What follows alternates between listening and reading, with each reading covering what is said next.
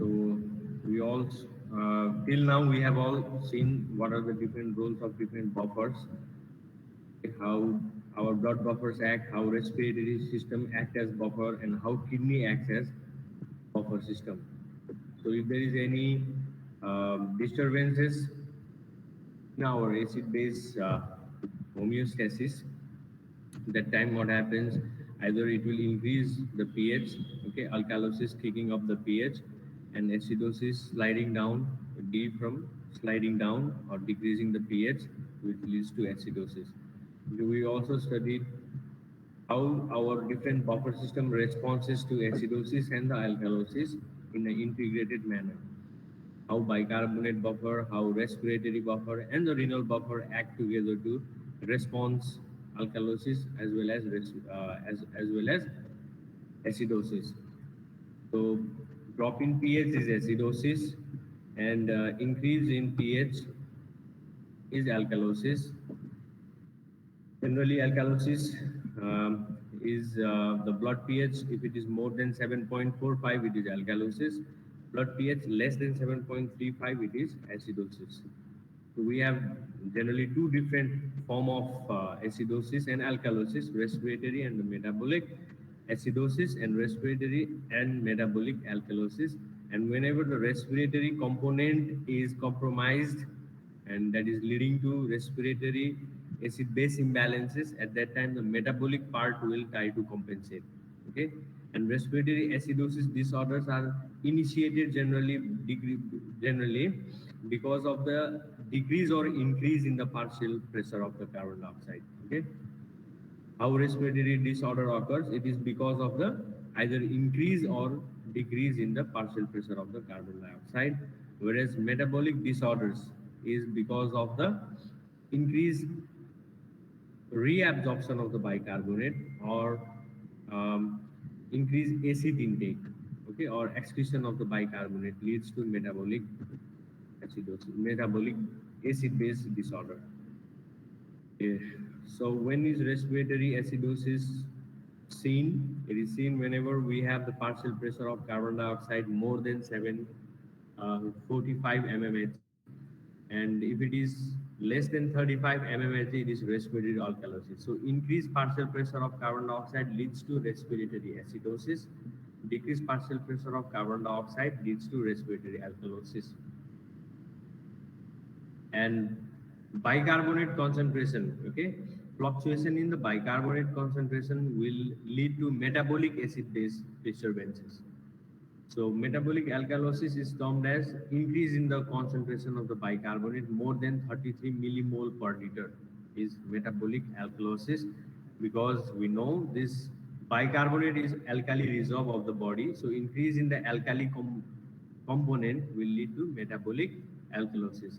And as the bicarbonate level drops less than 22 millimole per liter, that leads to metabolic acidosis, because in decrease in the base component, which will not be available to handle the acid generated in the body, and therefore it leads to metabolic acidosis. And generally we do not estimate hydrogen ion, but for the general concept, if hydrogen ion concentration, if it is more than 42 nanomole per liter, it is acidosis, and hydrogen ion concentration less than 38 nanomole per liter leads to alkalosis. Okay. So whenever acid-base imbalances or disorder occurs, how these acid-base imbalances are controlled?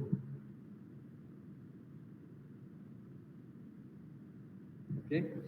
So here you see, in case of respiratory acidosis, what happens, what leads to respiratory acidosis is increase in the partial pressure of the carbon dioxide leads to respiratory acidosis. So it's an initial chemical change.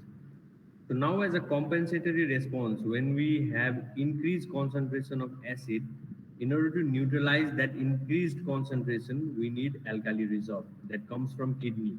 Okay, so this is the response which is initiated by kidney. Kidney helps in reabsorption of bicarbonate, and therefore the acid produced due to the increased concentration of CO2, which is carbonic acid, will be neutralized with the help of the bicarbonate concentration, and this is maintained by our renal cells. Our kidney cells helps in reabsorption of the bicarbonate, and therefore it can neutralize the increased concentration of hydrogen which comes from carbonic acid. Okay, so respiratory acidosis is a result of increased concentration of carbon dioxide, and as a compensatory mechanism, our body increases the concentration of bicarbonate. So this will be the compensatory response, increasing the bicarbonate concentration.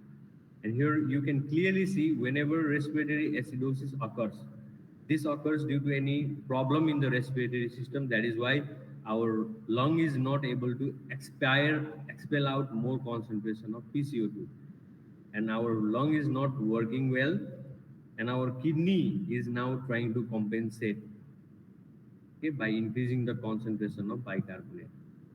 So respiratory alkalosis, again the lung is having some problem, and this time lung is not lung is now hypoventilating. It's not hyperventilating, it is hypoventilating, okay, due to some cause. So that leads to, sorry, this time it is hyperventilating. In respiratory alkalosis, the lung is hyperventilating, so we expel more amount of the carbon dioxide, and that leads to respiratory alkalosis. And if we have less concentration of carbon dioxide, then we will be producing less concentration of acid, and therefore we don't need bicarbonate reserve anymore. So how our kidney compensates this change in case of respiratory alkalosis is it excretes bicarbonate in the urine. This is how kidney responds. Okay, drop in partial pressure of carbon dioxide decreases the concentration of carbonic acid. We produce less amount of acid, and as we know, we have more alkali reserve than the acid reserve. So this alkali reserve is also not required because the condition in the blood, the pH in the blood is already raised. Okay, that is alkalosis, and therefore our kidney now starts excreting hydrogen ion in order to balance the concentration of acid as well as the base.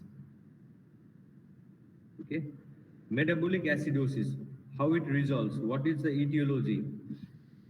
The etiology is drop in the bicarbonate concentration. Here now the role of kidney, now the kidney is damaged or kidney is suffering or kidney is affected, so that is why kidney cannot reabsorb the bicarbonate, or else the production of acid is massive. There is large production of acid inside the cell, therefore the concentration of bicarbonate is being used up and it is depleted now. So that results in metabolic acidosis, either because of the inability of the kidney to reabsorb bicarbonate, or else also because of increased concentration of the acid production. That is why, because of that, the bicarbonate is being used up. So any of the two causes will drop the bicarbonate concentration, leading to metabolic acidosis. And how it is compensated now? It is compensated now by dropping the partial pressure of the carbon dioxide in the blood. So already, because this is the acidosis condition, and partial pressure of the carbon dioxide or carbon dioxide, it represents the carbonic acid. So we also have to stop the production of the carbonic acid in order to neutralize the pH.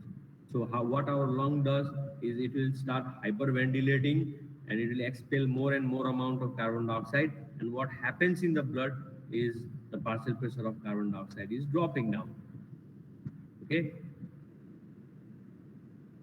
next, in metabolic alkalosis, what is the etiology? It is because of increased concentration of the bicarbonate. Okay, because of any anti-acid therapy given. Okay, the bicarbonate or the basic component is given more whenever we have the increased acid production, and that when it is overdosed, that also lead to the increased concentration of the bicarbonate, or else kidney is not working properly, and therefore we have increased reabsorption of the bicarbonate. That leads to metabolic alkalosis, and how our lung try to compensate it. Now we have to increase the production of the acid now. Okay, base has increased. Now along with the base, we also need to increase the concentration of the acid. So how it is possible? Our lung will hypoventilate in this condition. Hypo. Okay, it will expel less amount of the carbon dioxide, and therefore the increased concentration of bicarbonate is balanced by the increased concentration of acid. Okay, so these are the etiologies which leads to the different acid base imbalances, and this is the compensatory mechanism. Okay, so whenever the respiratory mechanism is affected, at that time the renal mechanism will be compensating the change in pH. It compensates the acid base disorder. Okay, and whenever the renal component is affected, whenever the kidney is affected, at that time the respiratory system will try to compensate the metabolic type of acid base imbalance. Okay, so if the underlying problem is of metabolic etiology, means if kidney is affected, what does our lung do? It either hyperventilates or else hypoventilates, and that is called the respiratory compensation. And again, if there is respiratory system that is being affected, okay, now the renal mechanism will be, it will either retain or excrete the bicarbonate, and that is known as the metabolic compensation. So metabolic disorder is compensated by the respiratory mechanism, and respiratory disturbances, okay, that is leading to acid base disorder. Any respiratory disturbances that leads to acid base disorder is compensated by the metabolic component or the kidney. Okay. Now we move on to respiratory acidosis. What are the causes of respiratory acidosis, and what is respiratory acidosis? So respiratory acidosis is defined as the excess production of carbonic acid, is known as the respiratory acidosis. So it is due to the increased carbon dioxide retention as a result of hypoventilation. Okay, whenever a person hypoventilates, the person will retain increased CO2. Okay, now this increased CO2 leads to production of increased H2CO3, and this H2CO3 undergoes dissociation to form H plus and CO3, and that H plus contributes in the acidosis condition. So, talking about the base by the acid component, generally in normal physiological condition, the ratio of bicarbonic acid, okay, ratio of bicarbonate to carbonic acid is less than, 1 is to 20. In normal physiological condition, its ratio is 20 is to 1. Okay, its ratio is 20 is to 1. So in case of respiratory acidosis, as the concentration of carbonic acid will increase, okay, the concentration of carbonic acid will increase because of increased retention of the carbon dioxide, but the concentration of this bicarbonate will not be affected. Okay, it will not change, only this will increase. So gradually what happens, there will be change in the ratio of 20 is to 1. In normal physiological condition, the ratio of base by acid is 20 is to 1.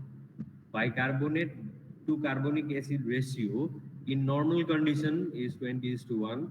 And if you have increased production of H2CO3, at that time the ratio will deplete or decrease less than 20. Okay, that is respiratory acidosis. Now, what are the different causes that leads to respiratory acidosis? So we have a mnemonics here, easy to remember, depress. Okay, DEPRESS. Depress is the mnemonics that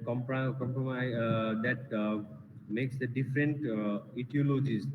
Okay, that are the different etiologies that leads to respiratory acidosis. The drugs, different drugs, sedative drugs and opioids. It decreases the neuromuscular system. Okay, and then it finally decreases the rate of respiration, and that is why we hypoventilate. And when we hypoventilate, we expel less amount of CO2 and retain more amount of CO2 in the blood, and that will lead to increased production of the H2CO3. Okay, so it will inhibit the neuromuscular system, is opioids and the sedative drugs. In case of pulmonary edema, what happens is the exchange of carbon dioxide and oxygen is not efficient in the alveolar level. Okay, in order to pass out the carbon dioxide, there must be exchange of CO2 and O2. Okay, and due to the edematous condition in the alveoli, what happens? Carbon dioxide will not be able to go into the alveoli and finally expel out from the alveoli. Means it remains in the blood in the pulmonary edema. So that will also lead to increased production of the carbonic acid. In case of pneumonia, pneumonia is also a condition where the diffusion of the CO2 into the alveoli is affected. That also leads to increased production of H2CO3. Okay. Any injuries to the brain which damages the respiratory centers which are present in the brain. Okay, at that condition also, individuals suffering from this um, injuries or the stroke in the brain that damages the respiratory system will hypoventilate, and hypoventilation leads to increased retention of the carbon dioxide, and then finally it will increase the carbonic acid, leading to respiratory acidosis. Emboli, okay, formation of any emboli, okay, blockaging the pulmonary arteries, okay, emboli is formed, thrombi is formed in the pulmonary artery, that also blocks the passage of the or diffusion of the carbon dioxide in the lung, and finally leads to increased carbon dioxide retention, increased production of H2CO3 and respiratory acidosis. Spasm of the bronchial tube in case of asthma, that also affects the exchange of the carbon dioxide. Carbon dioxide will not able to go to the alveoli in case of spasm of the bronchial tubes. That also leads to increased production of H2CO3. And in case of emphysema and COPD, what happens? The elasticity of the alveolar sac is damaged. At that time also, there is no efficient passage of the CO2 into the alveoli, means it is retained in the blood, and in the blood it will make H2CO3, finally increases the hydrogen ion concentration, and then happens respiratory acidosis. So these are the causes of the respiratory acidosis. As a mnemonic, we can remember depressed, and also you can add acute respiratory syndrome. Okay, acute respiratory system, respiratory system, there is damage of the lung alveoli. Okay, like in case of SARS-CoV-2 infection, there is damage of the alveoli.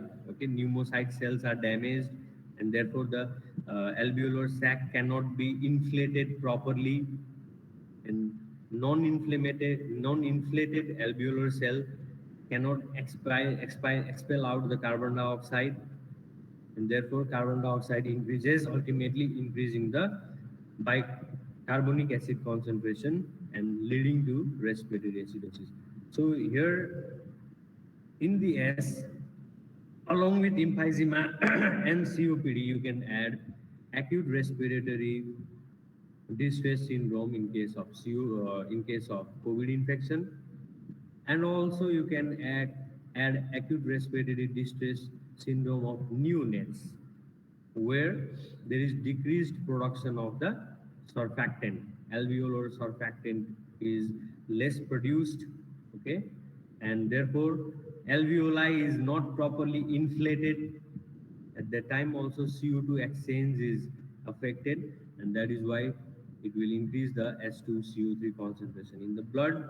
Okay, so these are the causes of the respiratory acidosis. Here you can add acute respiratory distress syndrome that you see in case of COVID infection, COVID-19 infection, and also in case of um, neonatal respiratory distress syndrome, okay, where the alveoli is damaged or elasticity of alveoli is damaged. In COVID-19 infection, the pneumocytes are damaged itself. So, as a result, the elasticity is damaged in the alveoli. And in case of neonatal respiratory distress syndrome, why the elasticity is damaged is because of low production of the surfactant. As you see in case of the preterm infants, in preterm infant, the sphingomyelin is not produced, this phosphatidylcholine is not produced in abundant concentration. Okay, the surfactant helps in maintaining the uh, mm, normal integrity of the alveoli. Okay, and in preterm infant, what happens during the gestation, during the 28th week of gestation, there is not abundant production of phosphatidylcholine, which is an important composition of the surfactant. Okay, it happens only after 28 weeks. Okay, and the full production or abundant production of phosphatidylcholine takes place only in the full term infants. So baby which are born before the term, before the 37th week of gestation, okay, they have the decreased concentration of phosphatidylcholine, which is the surfactant in the alveoli, which helps in maintaining the surface tension inside the alveoli. That is why the alveoli is always inflated, or it remains in the inflated state. And the inflated alveoli is required for the exchange of the gases. CO2 needs, okay, CO2 expels needs alveoli needs to be inflated at for the exchange of the CO2.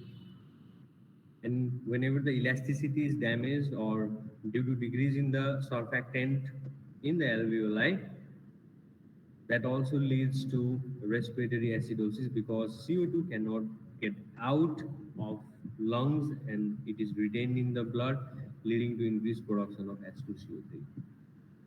Okay, is it clear? Yes.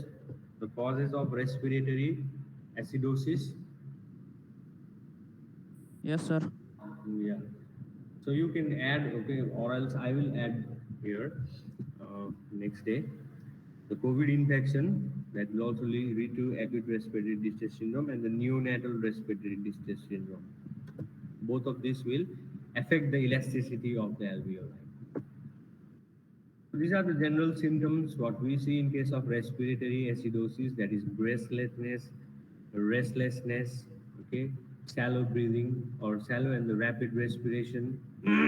That happens shallow and the rapid respiration happens because our body is trying to compensate gradually. It's trying to expel out more carbon dioxide. Okay? This is happening due to the compensatory mechanism. And due to acidity, the body blood pH is disturbed. That is why we see different symptoms like drowsiness, dizziness, disorientations, tremors, convulsions, coma, and if untreated, it might also lead to death. Okay, and here are the causes: pneumonia, emphysema, asthma, COPD, okay, depression of the respiratory centers, and the pulmonary edema. Okay. So, as a compensatory mechanisms, the carbonic acid, which is carbonic acid buffer system, okay, carbonic acid is buffered by the uh, bicarbonate buffer systems, which is present in the blood. Okay, carbonic acid and sodium bicarbonate are the buffer, are the bicarbonate buffer present in the blood, and that will try to neutralize the carbonic acid, which is more produced in case of respiratory acidosis. Now, what is the role of the kidney in this case? The role of the kidney is to excrete hydrogen ion because we have increased carbonic acid and that has dissociated and it has produced more H plus. So we have to now expel out or excrete the hydrogen ion, and the kidney will excrete more hydrogen ion, and in turn it will reabsorb more bicarbonate in order to neutralize the hydrogen ion which is formed because of the increased production of carbonic acid. And gradually our lung, when the cause when the cause that was leading to hypoventilation is treated. Okay, if any cause is treated, for example, the respiratory system was damaged, now it is fine, it is operated, and if it is fine, the respiratory system is back to normal, and if it starts working as a compensatory mechanism, our lung will also try to hyperventilate, and hyperventilation removes more carbon dioxide which was retained during respiratory acidosis. Okay, so hyperventilation will move out more carbon dioxide from the blood, and gradually the partial pressure of carbon dioxide will drop, and that will lead to decreased production of carbonic acid, and that is how the acid base imbalance or respiratory acidosis is normalized or regulated. Okay. Respiratory alkalosis. Respiratory alkalosis, when does it happen? If we have deficit of carbonic acid. Okay, we have decreased production of the carbonic acid, we will face respiratory alkalosis. And it is seen in case of hyperventilation. Whenever we are hyperventilating, at that time we are expiring out more amount of carbon dioxide. Therefore, we are not forming H2CO3 or carbonic acid, and that is why the ratio it increases. Okay, it increases because the normal ratio is 20:1. Okay, generally the carbon dioxide, this bicarbonate is 24 millimole per liter in our body. Okay, its concentration is 24 millimole per liter, and the concentration of this carbonic acid is 1.2 millimole per liter. If we divide 1.2 in 24, and ratio is around 20:1 in normal condition, normal physiological condition. Okay, and if we increase the carbonic acid concentration, okay, so sorry, if we decrease the carbonic acid concentration, yeah, due to the respiratory alkalosis or due to hyperventilation, if ratio or if concentration of the carbonic acid will deplete, now the ratio of bicarbonate to carbonic acid will increase. Okay, that is the sign of respiratory alkalosis. Increase in bicarbonate concentration, and finally increasing the ratio of bicarbonate by carbonic acid.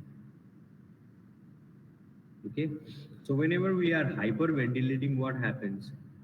Hyperventilation will move out more of the carbon dioxide from the blood, and therefore we have the depleted concentration of carbonic acid. So when we see this in high altitude and hysteria. It is a neurological problem. Okay, nervousness. Okay, and hyperventilation during the nervousness or hysteria, that also leads to increased uh, passage of the carbon dioxide, increase expiration of the carbon dioxide. Also, in the different febrile conditions, we hyperventilate, and therefore we lose more carbon dioxide, that will decrease the production of the carbonic acid, finally leading to respiratory alkalosis. So these are the common causes we see in case of respiratory alkalosis. Respiratory alkalosis, seizures, these are the common causes. Rapid and the deep breathing, hyperventilation, tachycardia, the BP also drops. Okay, and hypokalemia is there. Okay, and these are all the symptoms we normally see in case of respiratory alkalosis, and causes are the hyperventilation, anxiety, okay, fear, okay, and mechanical ventilation, or else any conditions that will lead to the any causes that will lead to the hyperventilation will lead to respiratory alkalosis. Okay, compensation of the respiratory alkalosis is release of the hydrogen ion from the blood buffer systems. Now, blood buffer system in this case has to donate hydrogen ion, okay, because acid concentration is less, or hydrogen ion is less in the blood. Therefore, our buffer systems are there. Now the reaction will shift towards the acidosis condition. Like it will shift towards the donation of the hydrogen ion. The buffer system will start donating the hydrogen ion in the blood. Okay. Also, what will be the role of the kidney now? It will decrease the absorption of the bicarbonate from the kidney. Yeah, actually, it's reabsorption. The reabsorption of the bicarbonate in the kidney is decreased in order to balance the alkalosis condition, in order to maintain the concentration of the acid and the base. Okay, here in this case, what's happening is, in case of respiratory alkalosis, the concentration of acid is depleting, it is decreasing. Okay, and relatively now there will be increased concentration of the alkali. So in order to balance the ratio of 20 is to 1, okay, what our body does, mainly what our kidney does, is it will start excreting bicarbonate. Okay, because we have decreased acid. So by decreasing bicarbonate concentration, we will normalize the pH during the alkalosis condition. So there is decreased reabsorption of the bicarbonate from the kidney, and gradually, if the conditions are treated, what was leading to those causes that was leading to the respiratory alkalosis, gradually we will start hypoventilating as a compensation. Okay, then we'll start retaining the carbon dioxide and we'll make carbonic acid, and that's how gradually the pH will return back to normal. Okay, as a compensatory mechanisms, our blood buffers are also there, and since the respiratory system is affected, therefore the kidney plays the role. Okay, before the lung, the kidney plays the role because lung is already affected. Okay, and finally, if the causes or any etiologies that is causing the respiratory alkalosis is treated, then after that we also, our lung also starts to compensate the respiratory alkalosis by hypoventilation. Now I come to anion gap. Okay, actually, what is anion gap? It will be more clear from this diagram. Okay, anion gap. Okay, in the laboratory, what happens? First, let us discuss in the blood. In the blood, we have the positive and the negative ions. Okay, in the blood. We also have the positive ions, cations, and the anions present equally in order to maintain the electrical neutrality in the blood. There are equal concentration of cations as well as anions. Okay, so but when we estimate the ions in the laboratory, we only choose the measured ions. Okay, like for cations, we choose only potassium and sodium and potassium. Also, calcium and the magnesiums are uh, estimated in other conditions, but not in uh, identifying the acid-base imbalances. In order to identify the acid-base imbalances, it is sufficient if you just measure the concentration of sodium and potassium as a cation, and if you measure the concentration of bicarbonate and chloride, that is sufficient. Okay, and then we can subtract this value, and we'll obtain certain value that is known as the anion gap. Okay, I guess it's not clear. Anion gap actually does not exist in the physiological condition. It is not the gap which is present in the body, but it is due to the laboratory work. Okay, in the lab we estimate only sodium and potassium. Okay, not in all the conditions. Okay, we have the different conditions that we have to estimate magnesium, calcium. Also, calcium is also an important electrolyte that needs to be estimated routinely in the laboratory, and magnesium also, people using the psychiatric drugs and all, they the magnesium concentration has to be estimated in those individuals as well. But whenever we have to identify the acid base imbalances, because anion gap will help in identifying the cause of acidosis, mainly the metabolic acidosis. And the significance of estimating anion gap is to find out the cause of the metabolic acidosis. So when we are estimating anion gap, Okay, when we are estimating anion gap, we need not calculate all these uh, ions. At that time, we just take the concentration of sodium, the major cation, and also the concentration of the potassium. And as an anion, we estimate the concentration of bicarbonate and the chloride. And if we subtract this cation, okay, if we subtract the anions with the cations, the gap will exist, and that particular gap is known as the anion gap. Okay, what is actually the anion gap? We are just estimating bicarbonate. Yes, we are just estimating the chloride. We are not estimating other phosphate ion, sulfate ion, okay, other organic acids ion, and also different proteins. Okay, those are negatively charged proteins ions are also there. Okay, these are not estimated. So when we subtract anions from the major cations, these portions will be obtained. This gap will get the calculation of this gap. So this particular gap is known as the anion gap. We will discuss the significance of anion gap in case of metabolic acidosis. So what is actually the anion gap? It is the gap between the measured cation and the measured anion, and which represents the unmeasured anion. Okay, again, it is the gap between the measured, which is estimated. It is the gap between the estimated cations, which is sodium and the potassium, which will be estimated, and the anions, which are the bicarbonate and the chloride. So these are estimated. Sodium is estimated, potassium is estimated.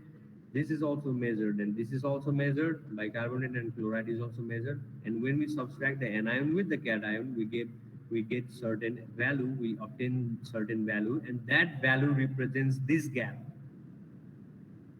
Okay, the non-measured, the unmeasured cations, sorry, the unmeasured anion, that is called anion gap. The value is of unmeasured anions. What is actually the anion gap? It is the unmeasured cations. When we subtract anions, the measured anions with the measured cations. Okay. So in the laboratory, we estimate only sodium and the potassium. Okay, in order to find out the acid-base disturbances, we measure potassium and the sodium. That constitute about the 95% of the cation, and as anion, we may estimate chloride and the bicarbonate that constitute about 86% of the anions. Okay, there is already a gap between these two. When we subtract 95% with the 86%, we'll obtain 9% difference. Okay, so that difference is the anion gap. And what is that really is? It is the unmeasured anions. Which are the unmeasured anions? That are the phosphates, sulfates, organic acids, and the proteins. Okay. So the unmeasured anions constitute the anion gap. Unmeasured anions are the protein anions, sulfate, phosphates, and the organic acids. Here it will be more clear how we calculate the anion gap and what is the definition of the anion gap. So anion gap is defined as the difference between the total concentration of the measured cations, which is sodium and the potassium, and that of the measured anion. Okay, it is a gap between these two. And the anion gap actually represents the unmeasured anion, which is generally present in the plasma, that is phosphate, that is sulfate, and that is organic acids and different proteins. Okay, let us see here. We have taken sodium, okay, normal concentration of the sodium 136 milliequivalent per liter. Potassium, we have taken the normal concentration of the potassium, chloride concentration, and the bicarbonate concentration. Okay, so in order to balance this, we also have the unmeasured anion here. We also have the unmeasured anion. Now we calculate the unmeasured value of the unmeasured anion that comes 15 milliequivalent per liter. This is actually the anion gap. So it is the unmeasured anion which we obtain when we subtract the value of the anions with the value of the measured cations.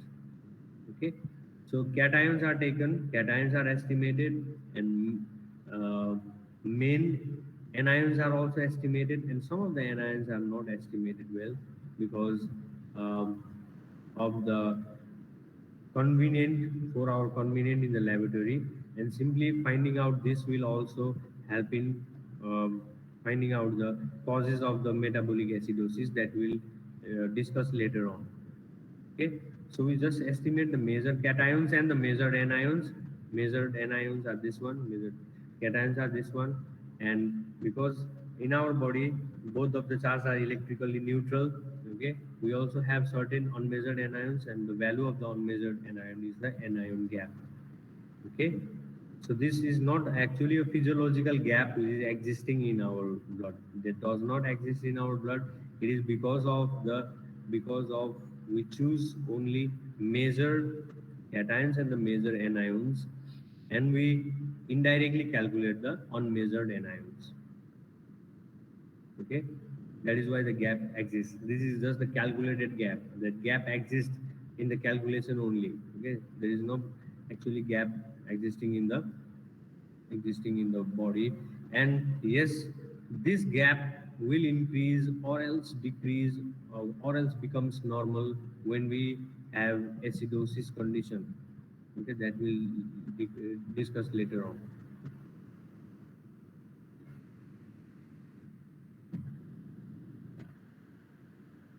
Okay, thank you everyone. We'll continue in the next class the metabolic acidosis, alkalosis, and also the use of anion gap. How anion gap calculation is helping to identify the metabolic acidosis. Thank you. Thank you, sir.